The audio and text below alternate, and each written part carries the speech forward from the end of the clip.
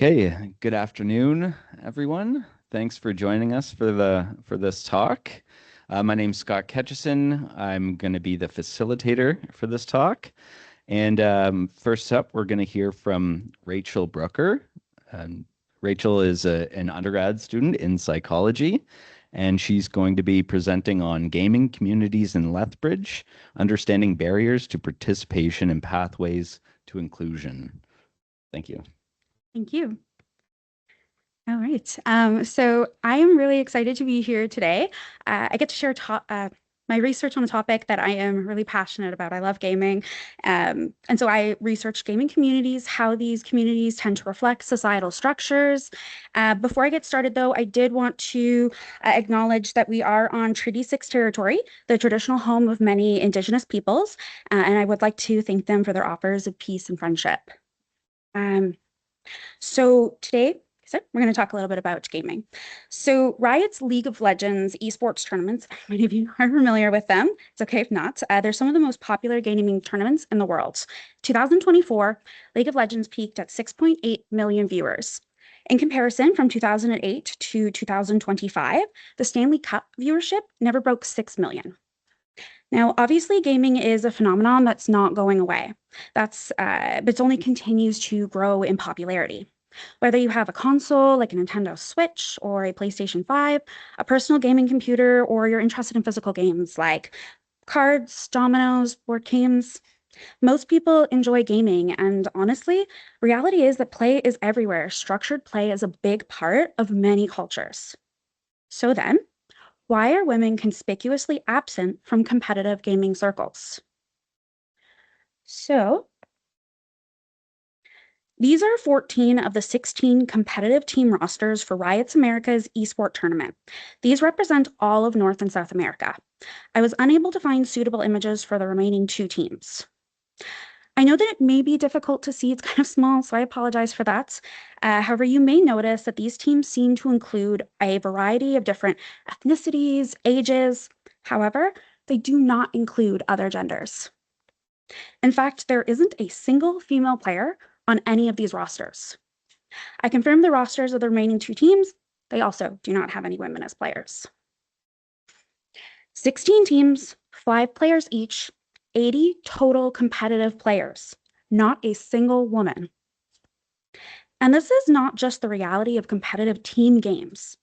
We have seen this in trading card game tournaments, we've seen it in poker tournaments, even in single player fighting games.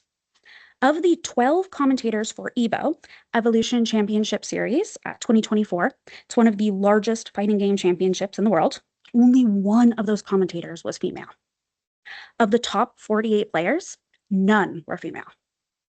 Current estimates suggest that roughly women make up about 5% of the competitive gaming world. This image is from the Magic the Gathering Grand Prix Tournament 2016. See if you can spot the women in the crowd. There are 3, and I will highlight them for you. There's one.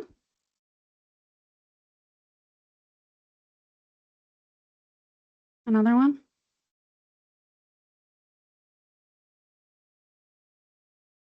And the final one. In science, we talk a lot about statistics and numbers. 100% of North and South American Riot Championship players are male.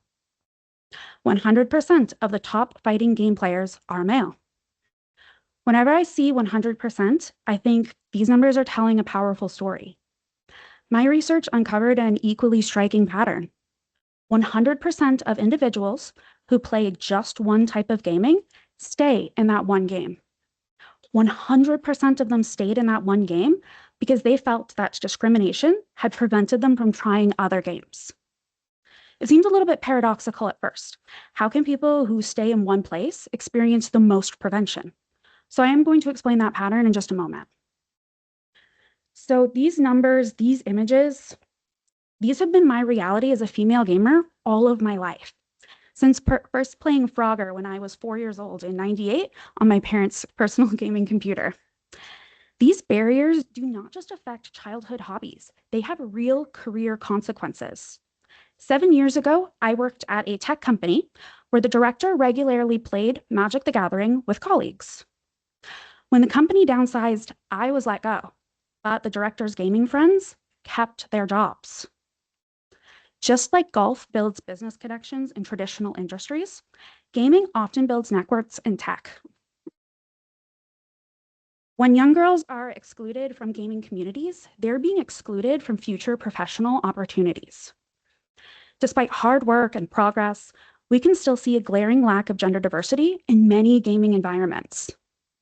My work explored some of the reasons why that might be, and the ways to help encourage diversity in gaming communities. Now, although I'm sure that many of us are familiar with Kimberly Crenshaw's work, I'm just going to touch on it very briefly. So Crenshaw coined the term intersectionality to describe the phenomenon whereby belonging to more than one minority group creates multiplicative penalties. Now, typically this research has in the past focused on systematic discrimination in the workplace, education systems, and law systems. However, my research suggests that while these penalties exist in formal societal structures, they can also be present in other groups, hobbies, gaming, sports. For every new type of gaming,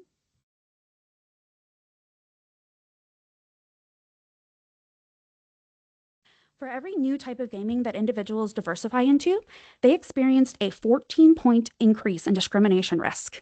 So perhaps you start with board games, or maybe you do like video games, and then you decide to take your friend's advice and go into trading card games. That's a story that happened to me. Each time that you went into a new type of gaming stream, you added 14 points to your risk level for experiencing discrimination. So, sorry. I call this potential relationship the diversification penalty. And we can see it in some specific examples.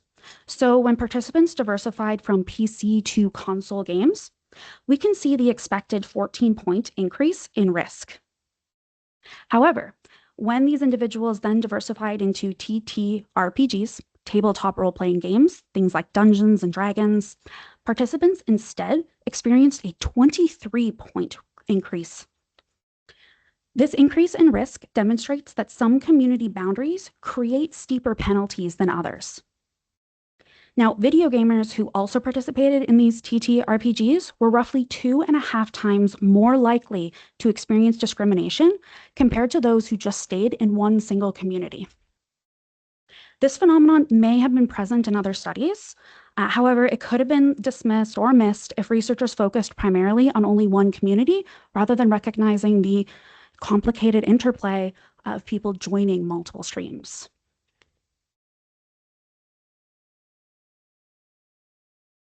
Now, despite what we may expect, this 14-point increase in discrimination risk does not necessarily translate into prevention behaviors. Instead, only 60% of people who diversified into 4 or more gaming communities reported prevention behaviors. This is compared to that earlier number of 100% of individuals who stayed in a single community. So to summarize, every community increases the risk of experiencing discrimination by roughly 14 points.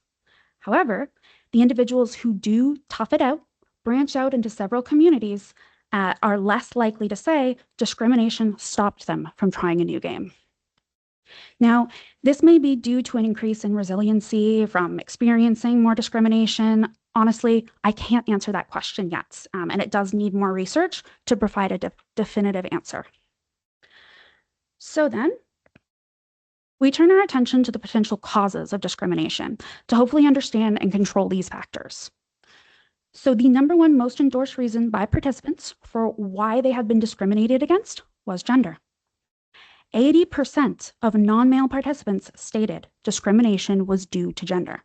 This is combining both women and gender diverse, since my sample size was small for gender diverse. Preliminary dose analysis suggests that roughly 34% of men, 63% of women, and 90% of gender diverse participants reported discrimination while gaming.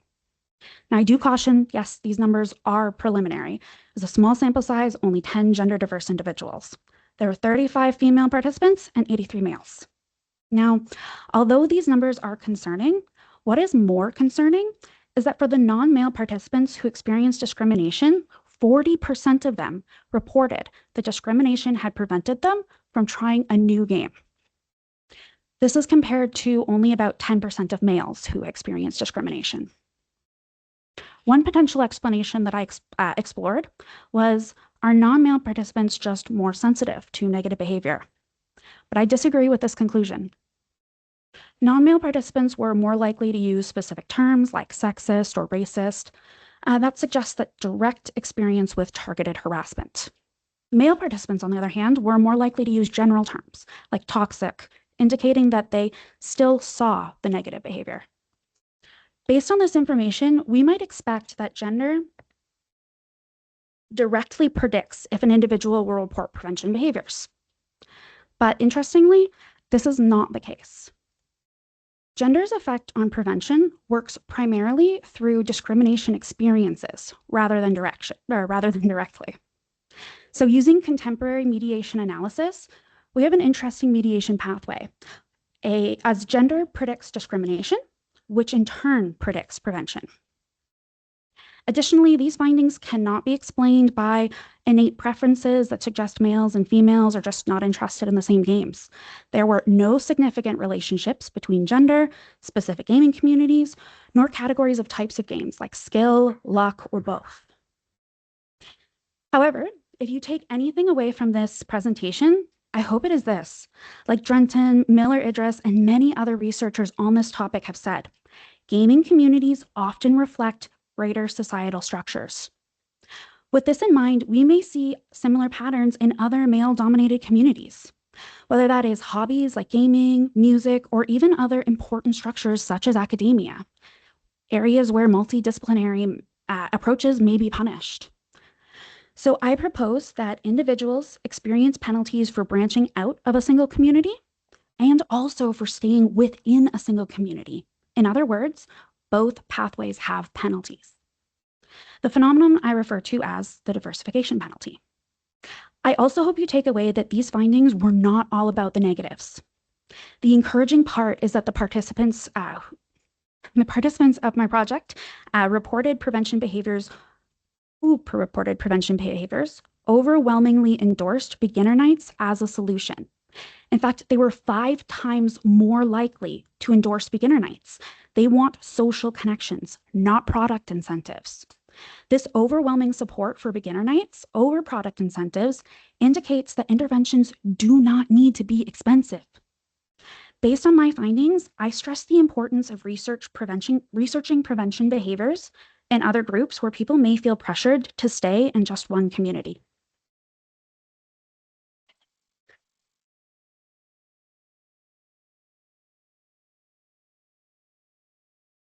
All right, thank you very much, Rachel, for the talk. Open the floor to questions.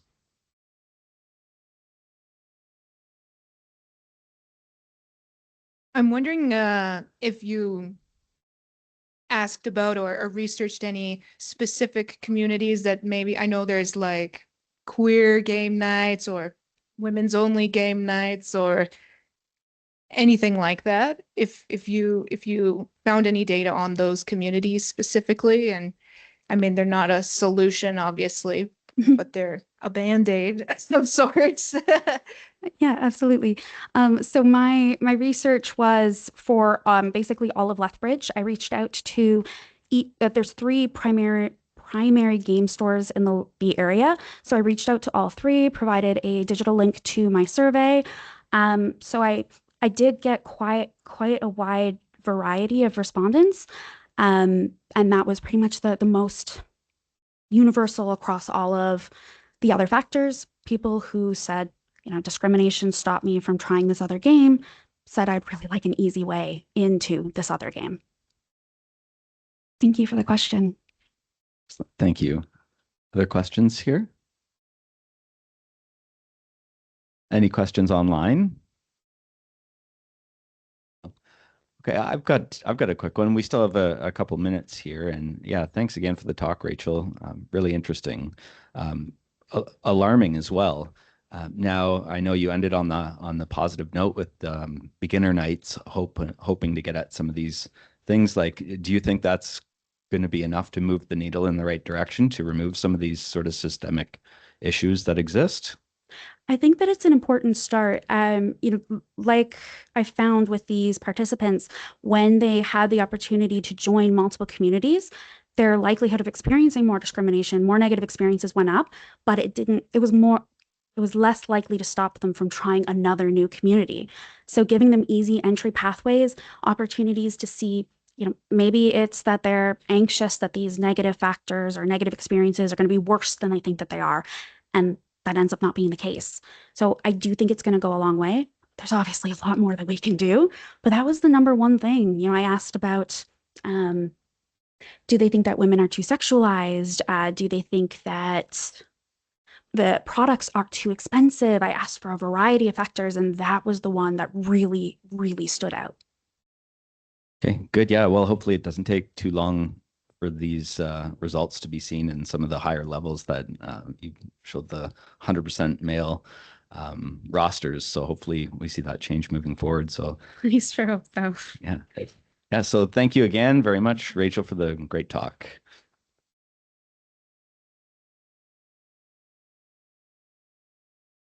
Everyone's got a couple minutes now. We're back in this room at 3:40, so you've got a little less.